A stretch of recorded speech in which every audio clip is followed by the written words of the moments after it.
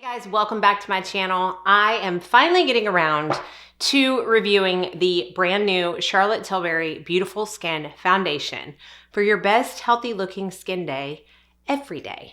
I can't tell you how many DMs I have gotten about this, how many comments on videos I have gotten about this. Are you trying it? What do you think? Let us know.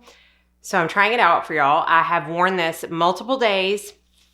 If you're new to my foundation reviews, I wear foundations a lot of different days in a lot of different ways. So I'll try primer underneath, I'll try different powders, I'll try different application techniques, so I can give you a full thought process on how I truly feel about a foundation versus just putting it on and saying, oh, I like how it looks and telling y'all it's good. I want to be very thorough, because there are a lot of foundations being launched right now. It's my favorite category of makeup, but it can be overwhelming. So hopefully you find this video helpful. I will say I have not watched a single review of this foundation. I have no idea if people are liking it. I'm assuming they are, since everybody's asking me to review it. I do not like to watch reviews on YouTube of a foundation that I know I am going to be reviewing until I am done reviewing it. It's just always how I am. So again, I'm assuming everybody is loving this, but let's go ahead and apply it. I'm going to apply it to one side of my face with a brush, one side with a sponge. I'm using the IT Cosmetics number 115 brush and the e.l.f. Beauty Sponge.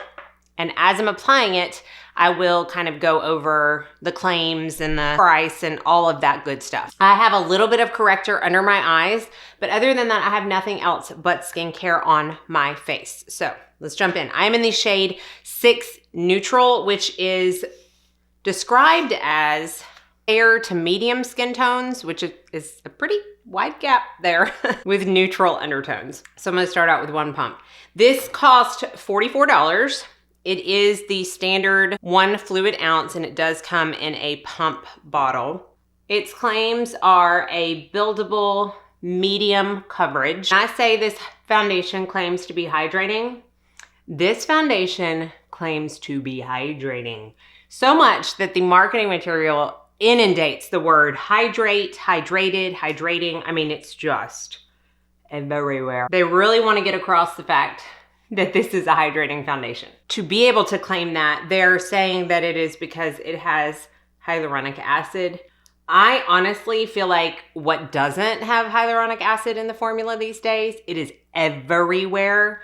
I'm talking like probably 80% of the things you put on your skin, whether it's skincare or makeup, has hyaluronic acid these days. It seems to be the buzzword. I do like that it's hydrating, but I do think you can overkill it. And I don't think it's the end all be all in hydration, but it definitely is the buzz ingredients right now. So that is one layer with a brush, and then this is nothing. So you can see I have some redness. That did cover it well. I do think it's a good medium coverage. Let's try the other side with a sponge. So back to the hydrating.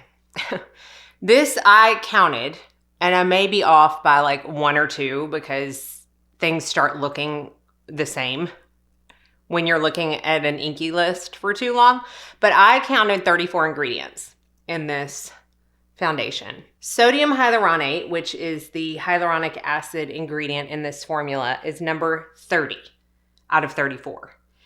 Now, I'm not including the iron oxides and titanium dioxide and color ingredients that every foundation product has, because they're always at the very end.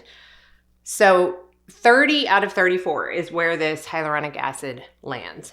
Now, I understand you probably don't want hyaluronic acid in the very first 3 ingredients, because that would assume that it's, you know, a higher molecule size. Sometimes you don't want that. I get it. But to be 30 out of 34, that's really low down on the list. Squirrel moment here, but let's get to this. I do feel like I have a little bit less coverage with a sponge, which is par for the course. And I'll go ahead and tell you, I do prefer this with a brush. So I'm going to test this buildable claim over on this side and take just a little bit on my brush and build it up where I get the most red. And then a little bit here on this little spot, which is kind of my build-a-meter when I'm doing a foundation review. It's not full coverage, but it did build up the coverage that was there. So some other claims about this foundation. It also says that it has coconut extract, which helps to plump the skin. Now, I know a lot of people personally that will not use anything that has coconut anything in the ingredient list. I do think coconut oil is a little bit more concerning than, to me, coconut alkanes or coconut extract, but I do know people that won't even touch it if they know coconut is in the ingredients. So it is in there, and they are claiming that it helps with plumpness. It is number 31. It comes after hyaluronic acid. So all of that to say is I really feel like we should all be well-versed in reading Inkey List and not being overtaken with marketing hype, because that's all marketing is. It's hype. It's to get you to buy a product because it's going to be better than what you tried before. And I'm a consumer at heart, so I get it. I'm not preaching by any means, but I do feel like a lot of times companies will be like, this is the most hydrating, this is the most plumping, and we put those ingredients at the very bottom of the list, which means the concentration is the lowest it could be. It's just something to bring awareness. That's all I'm saying. I'm not saying this isn't hydrating. I'm not saying it doesn't plump. I'm just bringing awareness. Now, this does have 30 shades. They claim to be stretchable shades, meaning they're going to fit more than maybe a couple of skin tones within each shade. I don't know if I really believe that, because I do feel like this is a solid medium coverage. The higher coverage you get, in my opinion, the more narrow your skin tone options are within each shade. If it was a tinted moisturizer or a sheer product, then yes, I believe it could stretch farther, but this is a solid medium to buildable foundation. So I do feel like you're going to need to probably get within the scope of what you think you are. So I don't know about the stretchy claim. So here's a close-up. This is one pump on the face. So again, good medium coverage. It says it is supposed to like smooth out fine lines and help with the look of pore size and oiliness throughout the day. I feel like I'm really glowy and my pores are sticking out just a little bit. Not any worse than some of my other glowy foundations, okay? I'm just saying when I get this dewy look, that tends to happen. So before I finish up the rest of my makeup, I do want to set with y'all on camera to show you how this kind of transforms depending on what powder I use. And I'm going to be I'm going to try to stick with Charlotte Tilbury for most of my look today. And I'm going to use the Airbrush Flawless Finish powder. This is one of my very favorite powders to ever be made. I've gone through multiple compacts. I carry it in my kit. I have it personally. It's fabulous. And I feel like, well, what better powder to test this with than one that they market to go along with it. In fact, you can get this on the Charlotte Tilbury site in a set with the powder. I am using the shade number 2 medium, and I'm just going to stipple a little bit of this onto one side of the face so I can show you the difference. So that immediately brought down some of the shine. So this is the side with no powder at all. You can see that, natural glow and shine coming from the product. And then this is powdering. I feel like this is very tacky. If you're someone who does not like to set their foundation, this may be a little too tacky for your taste. I personally feel like it needs to be set. I know someone's going to come and be like, oh, I wear it every day. I don't set it. I get that. I'm just saying, personally, I would not wear this not. I do feel like it looks much better when it's set, at least on me. It's not near as glowy and in your face shiny. It was a little oily looking on me. I like a glowy foundation, but sometimes they can look a little oily. They can cross over. But I do like this much better once it is set. So let me go finish up my entire face and I'll come back with my final thoughts.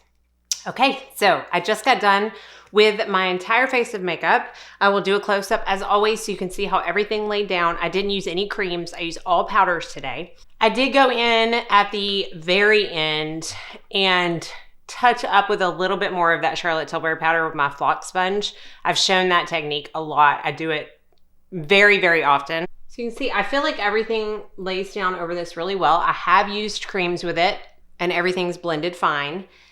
So let's just jump into the nitty gritty so this isn't forever long. I feel like you could probably gauge my feelings on this a little bit. I don't dislike this foundation, but I don't love it, mainly because of the way it wears. It claims to be a 16-hour wear foundation. I have worn it that long, so I can attest to the fact that it does not patch off. It's not one of those. I've used many foundations in the past that have basically just come off my forehead and, you know, this area, and just doesn't stay long on the face. This is not one of those. It stays on the face, but as the day goes on, I feel like it starts to look heavier and heavier on my skin. So it does tend to settle into my laugh lines a little bit. It gets a little bit cakey around the nose. It's almost like it's just having trouble settling into the skin, and it just becomes heavier throughout the day. So by the time I, go in for like, I don't know, a 6-hour check-in, right? It's okay. It looks like it does now, but I can tell it's starting to get a little bit heavier. And then by the end of the night, it just looks a little cakey, especially on the inside of my face, like around the nose and the chin area and in between my brows. I will say it does wear nicely over dry skin. I have had some flaking issues a couple of the times that I've tried this, and it does not exacerbate that. It makes it almost look a little bit calmed down. So that's definitely something in the pro column. While I don't necessarily think the claims of, plumping and all of that necessarily hold true, especially when you look at the ingredients, there's not any bad ingredients. So I'm not going to say stay away from it because of that. They don't have any added fragrance. It's not anything like that. And as far as like the claim of making your skin look better as the weeks go on, right? Like the It Cosmetics one does that as well, like claims that. I can never attest to that because A, I don't wear the same foundation every single day for weeks at a time. And B, I have umpteen layers of skincare on underneath a foundation. So I don't think anything's gonna really penetrate that anyways and make a difference in my skin. If you are putting this straight on skin with no skincare or very minimal skincare, I urge you to put an SPF on first. I think that needs to be at least your layer in between your skincare and your foundation. And I know people are gonna ask, my favorite SPF with this is my Elta MD Restore. I think that's because it's the one I just go for the most right now because I am the most dry. And it just seems to really help with that skin issue. I tried it with the pressed powder that I have on today. I've tried it with the magic powder from Charlotte Tilbury. I've tried it with a couple of my favorite beauty pie powders. I do prefer it with this because I find that it is the most satin matte finish. It's not too glowy. This was way too glowy for me. And it does tend to get a little bit shinier as the day goes on. For someone with not oily skin, I don't know if that's the ingredients reacting to my skin or what, but I do feel like I kind of need to touch this up if I don't want to look super shiny in certain areas of my face. I personally like her Light Wonder foundation and her Magic foundation way more than this one. So while I don't dislike it, I don't love it, and I know that anytime Charlotte Tilbury launches a new product, everybody jumps on it because I do love her brand. It's a great brand. She typically puts out amazing things, but this has not been my favorite. So take that for what it is. Wanted to let you know my thoughts, wanted to demo it for y'all, talk about the ingredients and what I think about the claims. I know a lot of y'all have already tried it and love it. You've messaged me and said, oh, you've got to try this. It's so good. And I love that. But I have tried a few other foundations here lately that I much prefer. So it's not going to get like an A++. I would probably give this a B-, maybe just a B.